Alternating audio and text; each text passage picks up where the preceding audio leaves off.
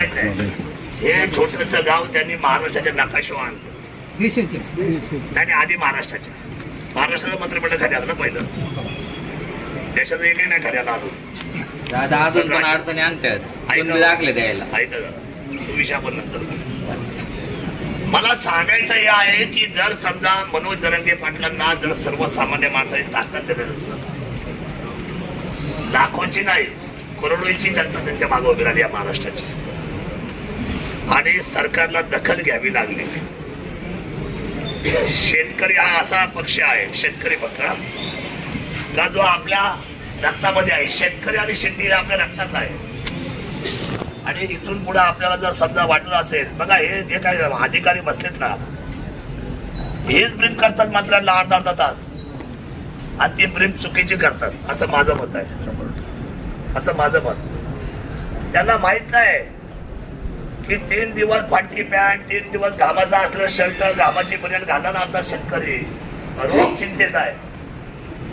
कामाच्या चिंतेत, कांदा चांगला पिकला पाहिजे, टोमॅटोचं उत्पन्न चांगलं व्हायला पाहिजे, अक्षरशः पोटाला चिमटा देऊन काम करणारा शेतकरी अजूनपर्यंत आमच्या प्रशासनाच्या लक्षात येत नाही. त्यामुळे माझी विनंती आहे, जर आपण शेतकऱ्यांच्या पोटचे असाल तर 2 तारखेला महाराष्ट्रात दखल घेईल अशा पद्धतीने.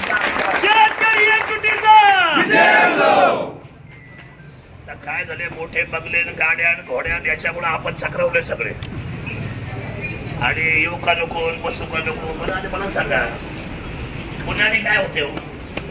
मला तुम्ही सांगा, कुणाच्या कानफडीत मारायची, मी लगेच मारतो. कुणाची मारू सांगा, वाले साहेब, मी लगेच मारणार का? विचारांचा पक्का आहे. विचार आणि स्वाभिमान ही ह्या मातेची ओळख आहे आपल्या महाराष्ट्राची. आपण घाबरायला लागलो, हल्ली पळकुटं झालं आपण सगळे. आपण आधी धारिष्ट ठेवलं पाहिजे की ही लढाई माझी. लढाई कुणाची आहे? आपली आहे ना. याला काय वाटेल, त्याला काय वाटेल. आता मी हा विचार करू का, एकनाथ शिंदेना काय वाटेल, देवेंद्रजींना काय वाटेल, हे सगळ्यांना वाटलं पाहिजे. हे जर मी सांगतोय आपल्याला, तर हे आपल्या सर्वांना वाटलं पाहिजे. म्हणून उद्याचे 2 तारखेची जी आंदोलन आहे ते आपलं मजबूत व्हायला पाहिजे.